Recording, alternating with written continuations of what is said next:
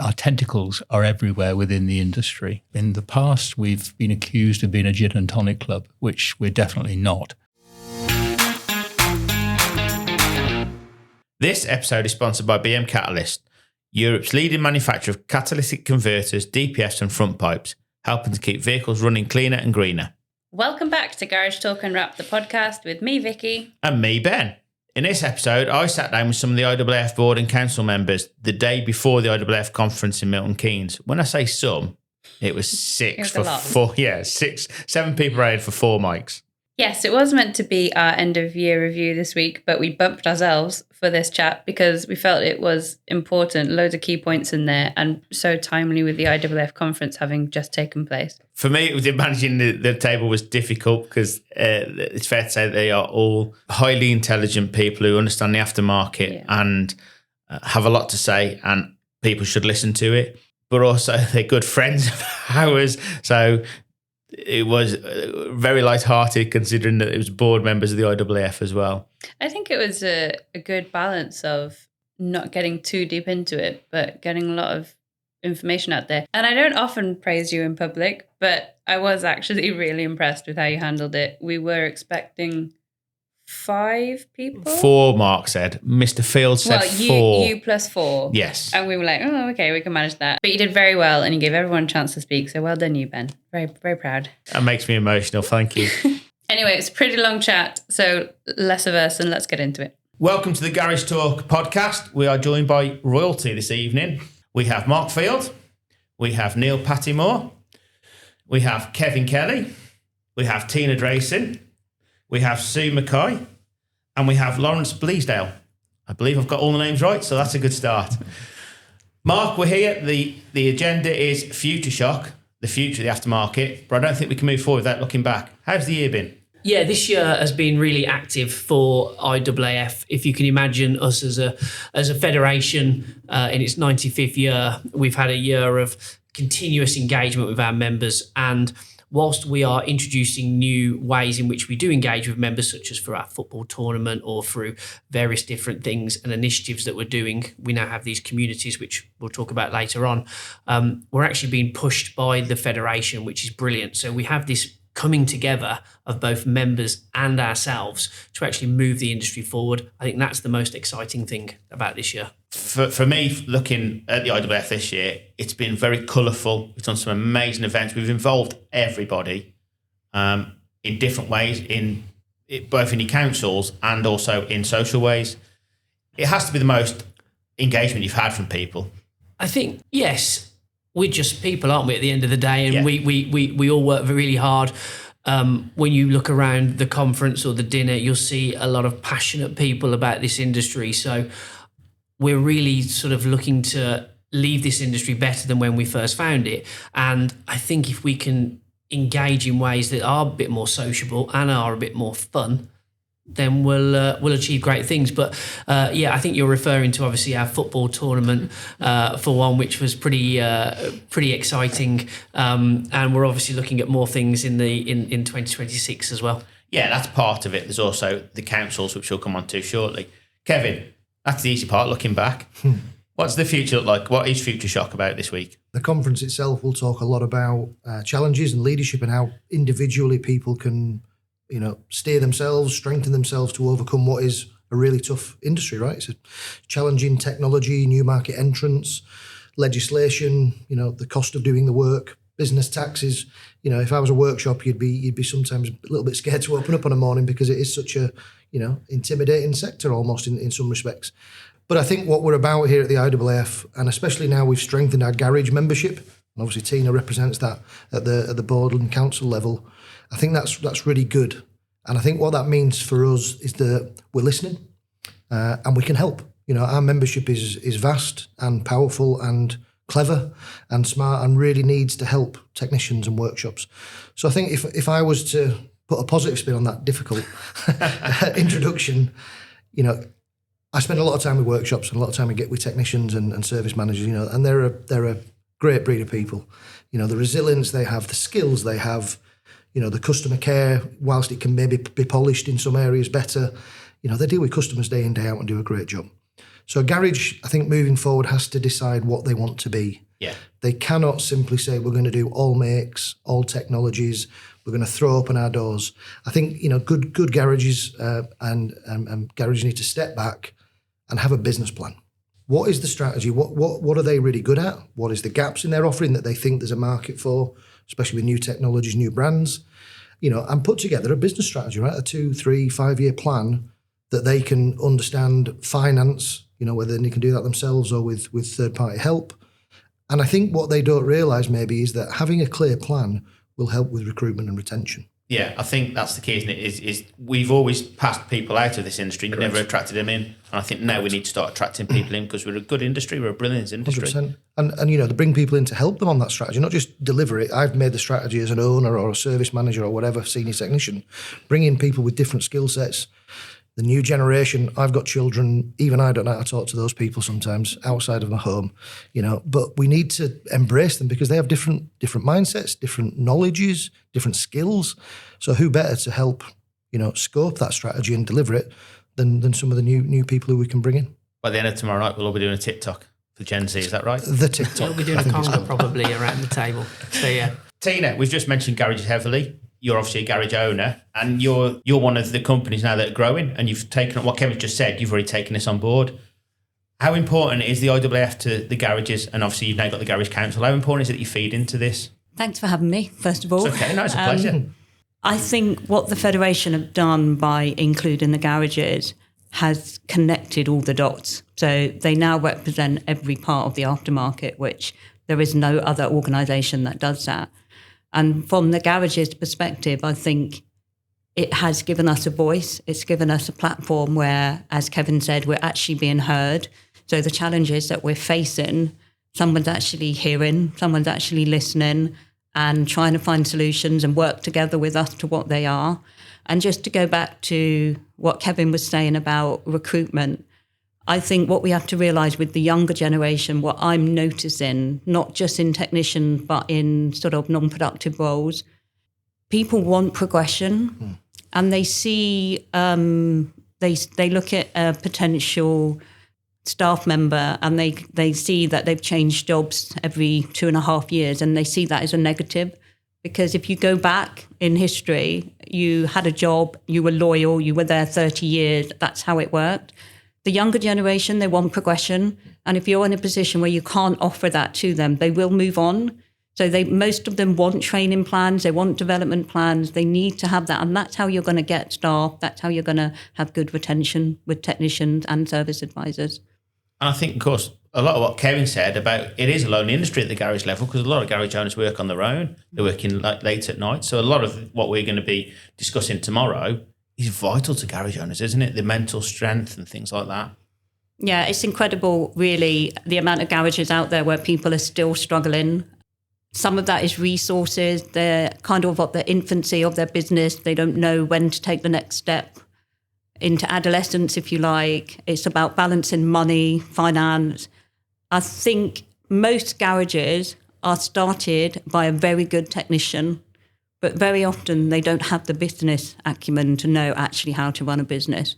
And I'm hoping that part of what we can do with the IAAF Federation and the Garage Council is actually provide some of that business training and give the garage owners that support and hopefully be able to turn their business around and be successful. And just before we come back to the staffing side of things, Neil and Lawrence first, is this the best the industry's been, but it still has a long way to go? I think it's the best the IAAF has been to help the industry in the 40-odd years that I've known the IAAF. We are by far now the most, our tentacles are everywhere within the industry, whereas in the past we've been accused of being a gin and tonic club, which we're definitely not. No, there'll be no gin tomorrow night. Absolutely. So yes, we are much more in a position to face collectively the challenges which the industry is going to bring. Those challenges are getting thicker and faster and more of them, and it's principally around technology and data and the competition in the marketplace, which isn't the garage down the road. It's actually the vehicle manufacturers and how they're trying to get a cut of the cake that the independent aftermarket has been happy with, but should not be complacent with. Looking to hire skilled technicians without the hassle? At Easy to Recruit, we make recruitment simple, affordable and effective. We help you find the talent you need quickly, saving you time, stress and money. The best part? We take care of the heavy lifting so you can focus on running your business. Ready to make recruitment easy? Visit us at www.easytorecruit.co.uk, call us on 017 8822 0694 or email sales@easytorecruit.co.uk today. Easy to Recruit, redefining the hiring process. At Ben, we provide free health and wellbeing support for life to automotive industry people and their families. Whether you're struggling with stress, money worries, or your mental health, help is just a call away at 08081 311 333 or visit ben.org.uk to chat or access tips and tools. And Neil, it's fair to say you're a studier of the industry over many years, and some articles that we wouldn't be where we are now without them articles and people taking on board what you said. Do you finally feel that you're being listened to more than ever and actually being understood what you've been trying to portray for many years?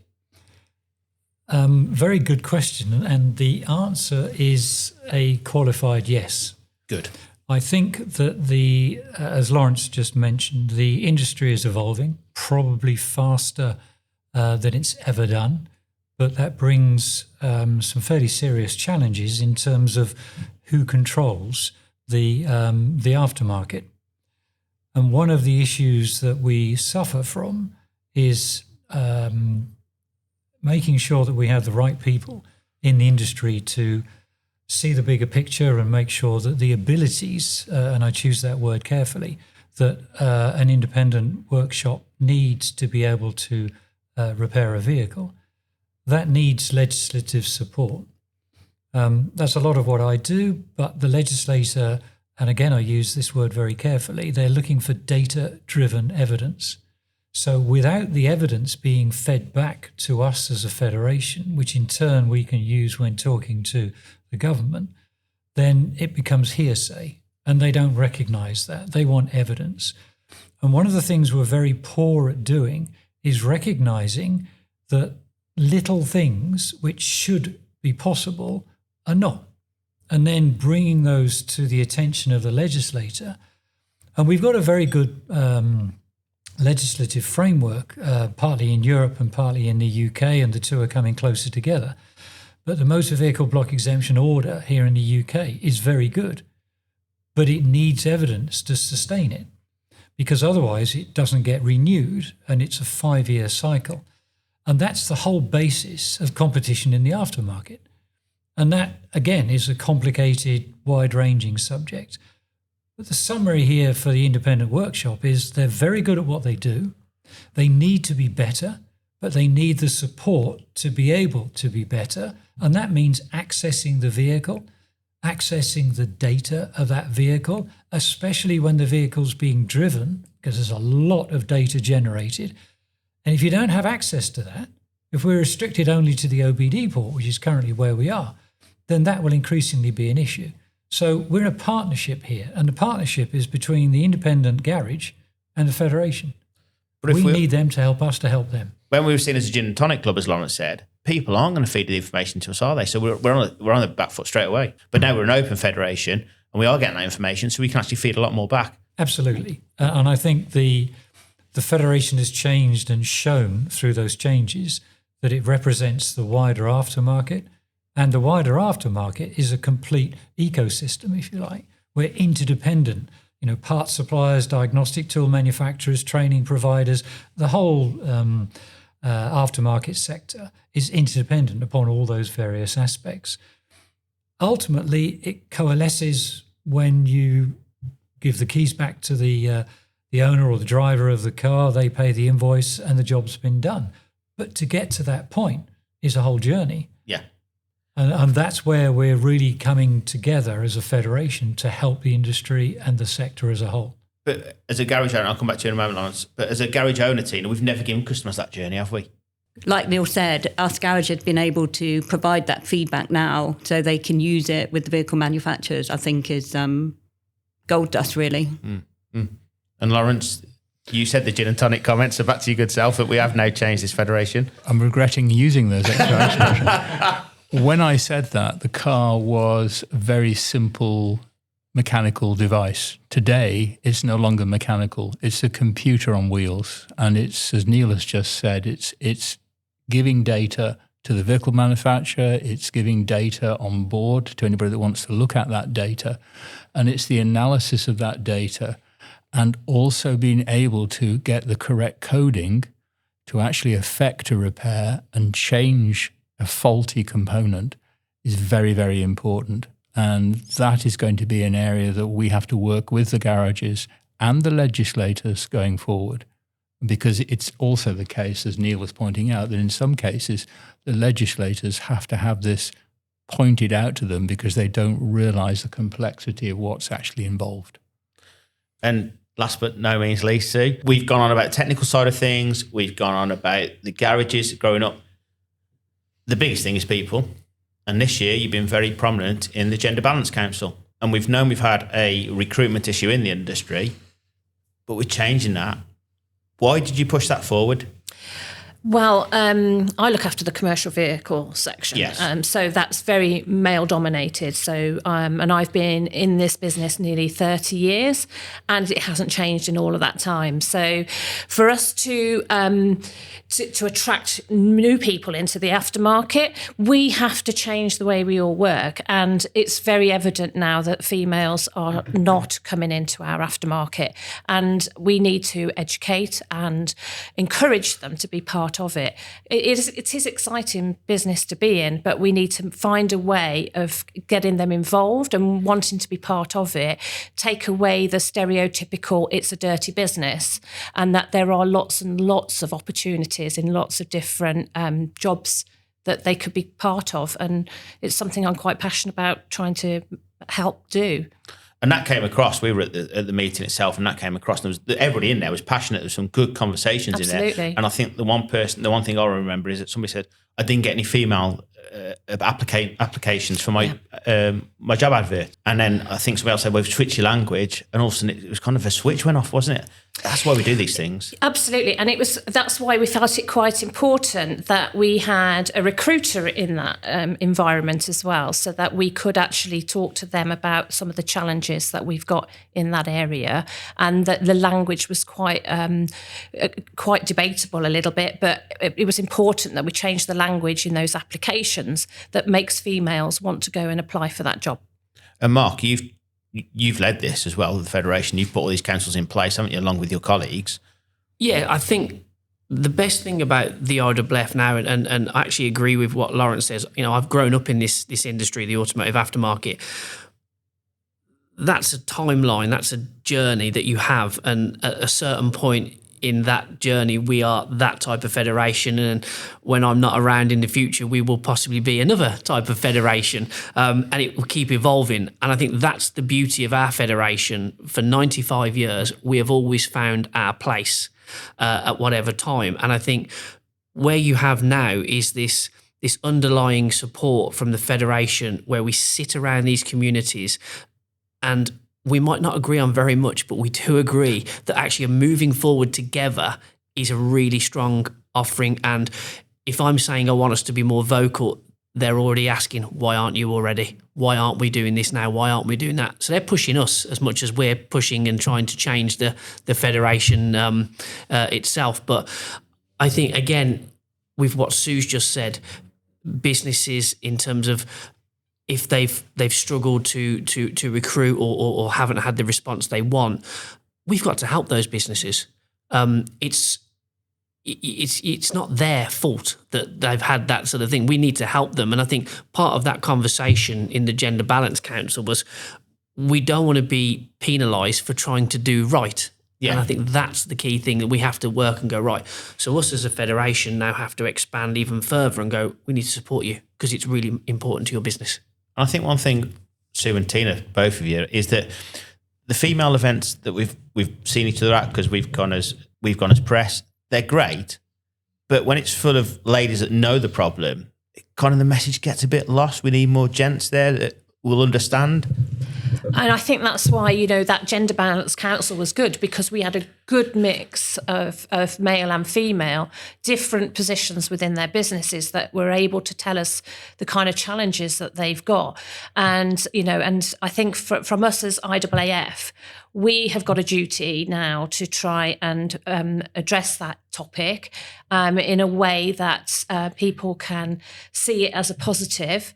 And not to be afraid of the fact that you're a female or a male. We were looking for that balance, and that doesn't necessarily mean female balance, but a complete balance between male and female. Tina, you've been prominent in the industry now. Have you seen a change as a lady? I have.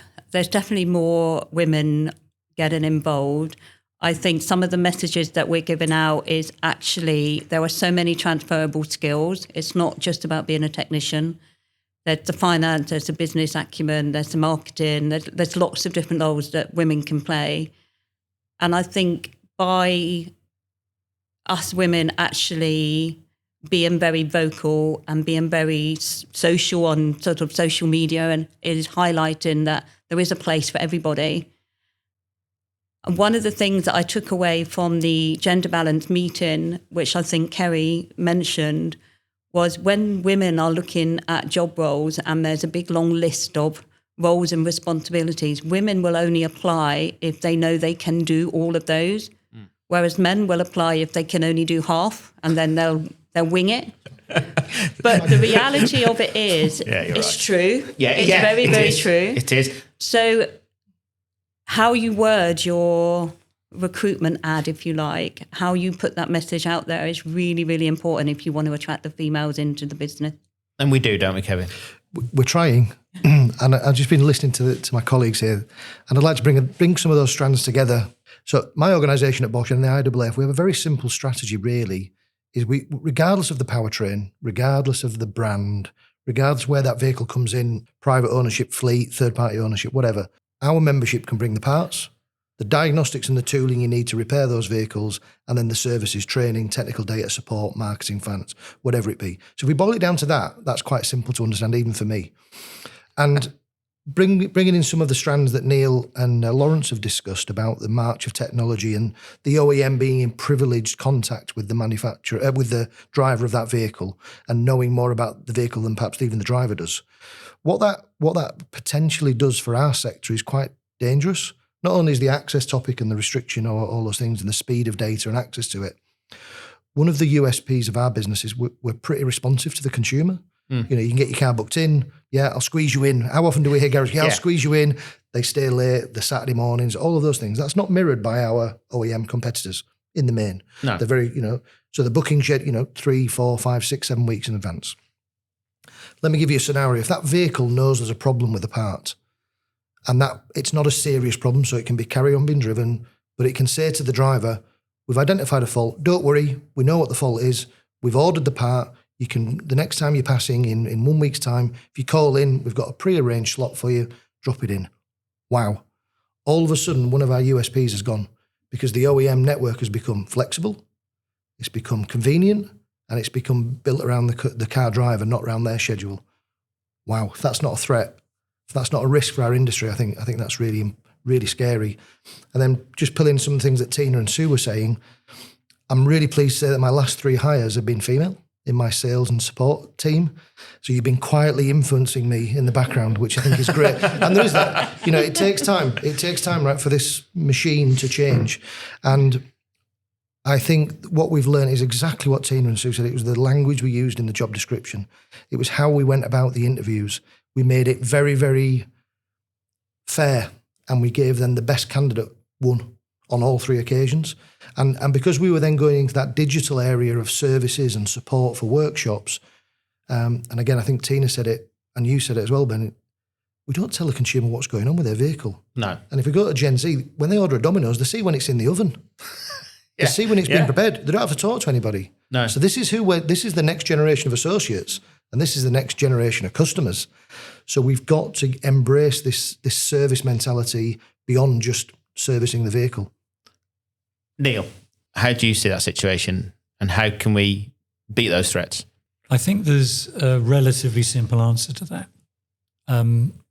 As an independent workshop, the answer is there is no way in a million years you can do that alone. You have to be part of a bigger team, a bigger picture, a better partnership perhaps.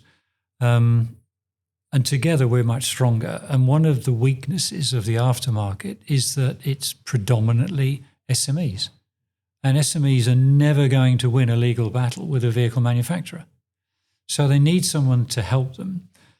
And that's a day-to-day thing. But ultimately what's coming over the hill, and what Lawrence and Kevin have already mentioned, and indeed I raised myself, the way that vehicles are designed, the way that they monitor their own activity, and the way that the data they generate becomes the new, if you like, oil of the industry. Doesn't matter whether they're electric only or whether they're hybrid, internal combustion, petrol, diesel, doesn't matter. It's a computer on wheels, as has already been mentioned. And the threat is ultimately who controls access to and the use of data. The European Commission have done a lot of work on that. It's an ongoing thing. It's not there yet, but it's getting more mature. The UK government has yet to raise that as a discussion point, but they're looking at what Europe is doing. And I guess, coming back to what I said earlier, it's a threat. But as Kevin's also just alluded to, it's a great opportunity if we can manage that threat within the basics, if you like, of law, which is that there should be free, fair and open competition. And as long as that's the case, then the aftermarket has a very healthy future.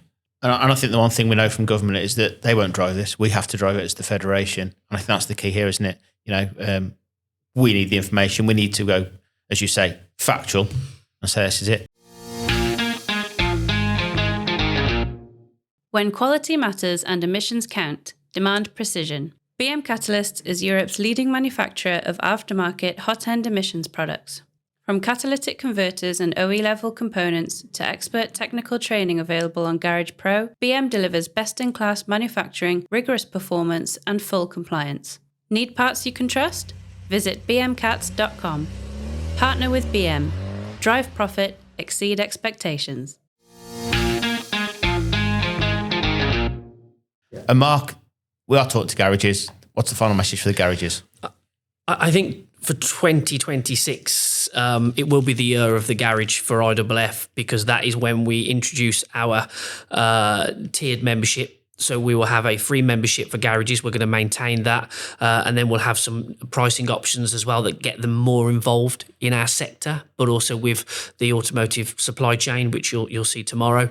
And I think the good thing is what we're all discussing is that we acknowledge as an industry now that part of the problem is us and the people around, the businesses, and how they're not able to recruit new people into the trade. And I think that's the first sign of acknowledgement, isn't it? It's the first sign we know of the problem. But they always want to improve. And IAAF is the umbrella for which the whole industry can unite under, and that's what we'll do.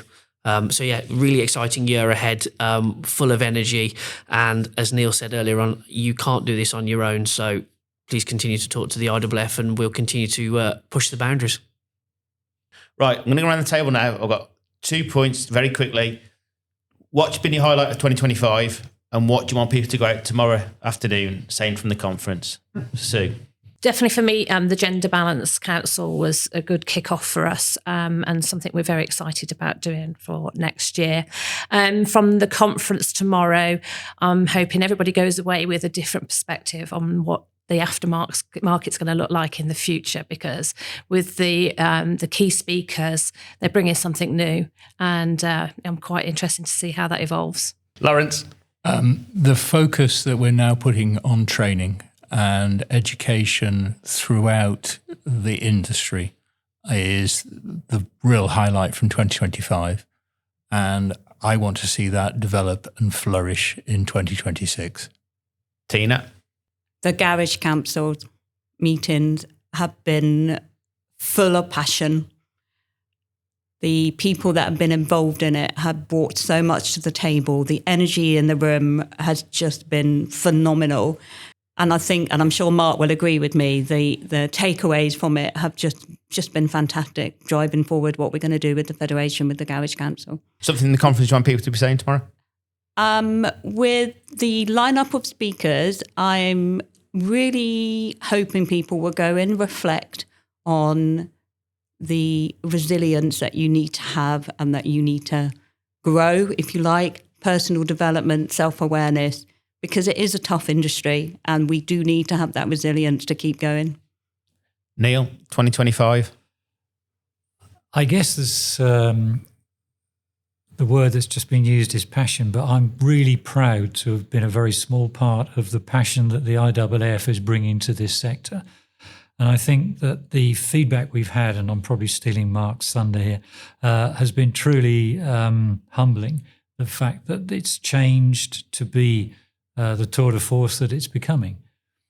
And in terms of what the conference takeaways would be, I think that it will probably show some of that passion in the room, some of the people that were able, in terms of the quality of the speakers and so on, some of the people that will bring their expertise and show how it can be utilised beneficially by the sector.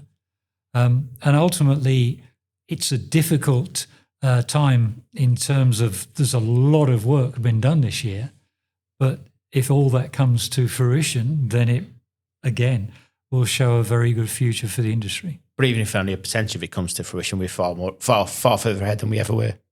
Absolutely.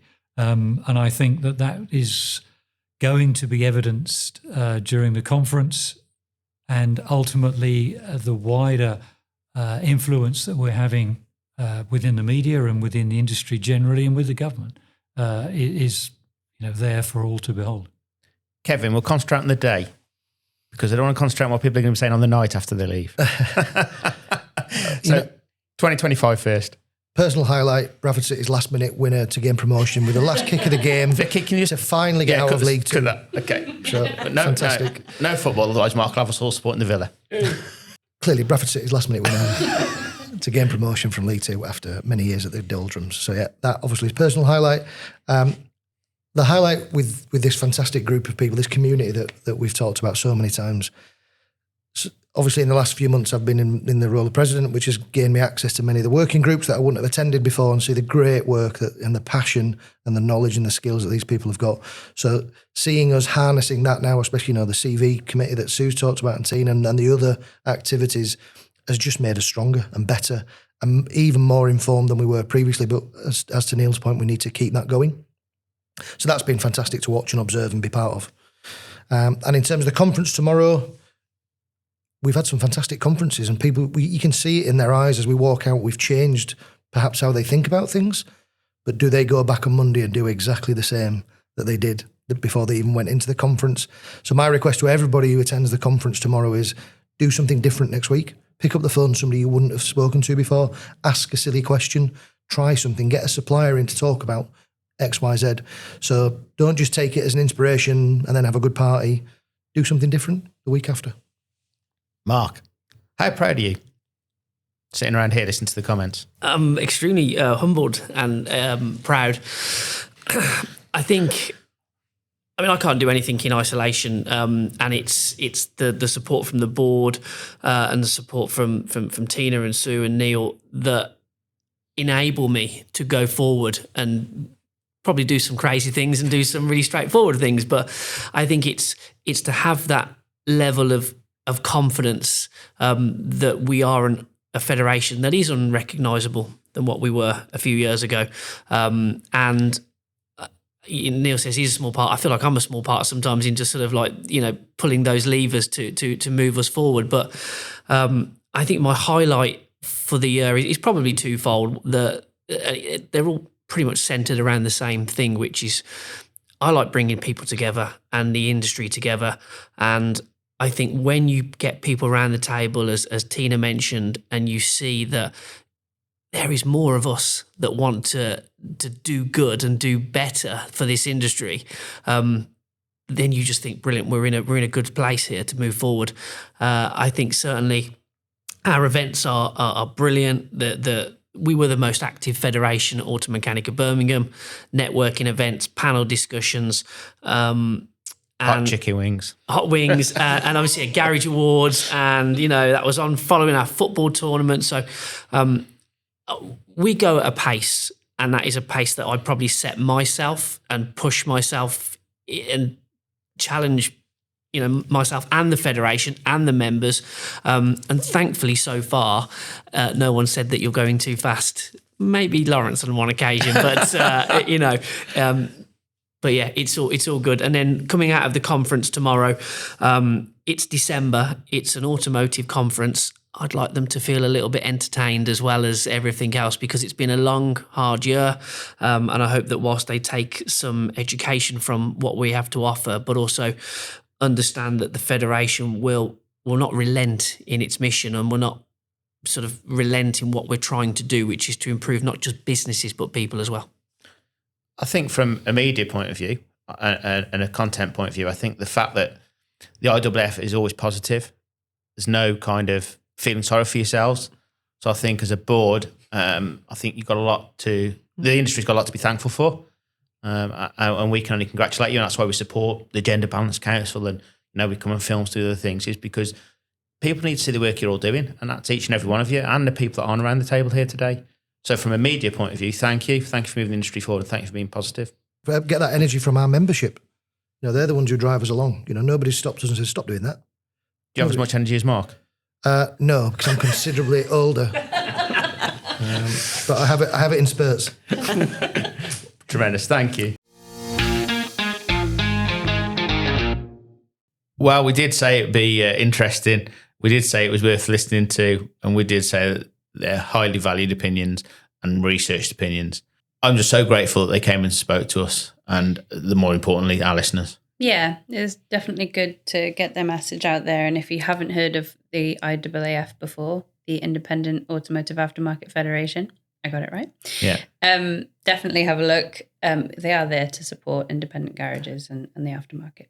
And if you think dealing with the Federation is mundane, is grey and colourless, go to our LinkedIn page and have a look at the video they created. It's brilliant, and it just shows that they're out there, they're fighting your battles, they're lobbying Parliament, they're in the right ears, they're actually enjoying it and making it fun for you. Yeah, I mean, I wasn't aware of or involved with the IAAF in any sense before Mark Field became the Chief Executive, but just from hearing how it used to be perceived, you can tell Mark has just breathed it's just a breath of fresh air into the Federation, their approach and how they want to make it more of a social, personable federation. It's not just a dreary board of people that are never going to talk to you, never want to mix with you. Mark is brilliant. He's been a really good supporter of ours, but we are also a cheerleader for Mark Field. Woo. And the IAAF as a whole. Yeah. I'd also like to pay respects to Neil Pattemore, who announced he was retiring in March. Yeah. Neil is an incredible guy. His research, his understanding of the aftermarket has undoubtedly been a massive asset. Would like to wish Neil all the best in his retirement. And Neil, please do rest. You do deserve it. That's all for this episode. A huge thank you to, are you ready? Mark, Kevin, Tina, Sue, Neil and Lawrence. And of course, you can find out more about the IAAF at iaaf.co.uk. As always, another massive thank you to BM Catalysts for being this episode's sponsor, the UK and Europe's leading manufacturer of catalytic converters, DPFs and front pipes. You can find out more at bmcats.com. Finally, thank you so much for listening. If you enjoyed today's conversation, don't forget to follow Garage Talk Unwrapped on your favourite podcast platform and hit the bell so you never miss an episode. Next time, we're back to our regularly scheduled programming. We recorded our review yesterday, so that will be going out in the next week or two. Have we decided on a date yet? It will go out on the 30th of December, so... There we go, a little post-Christmas present for you. It will be out on our YouTube channel too, if you'd prefer to watch Ben and I chatting with each other. Well, with this being the last one before Christmas, there's only one thing that remains to do. We wish all our listeners a very Merry Christmas. And a Happy New Year. Bye all. Bye.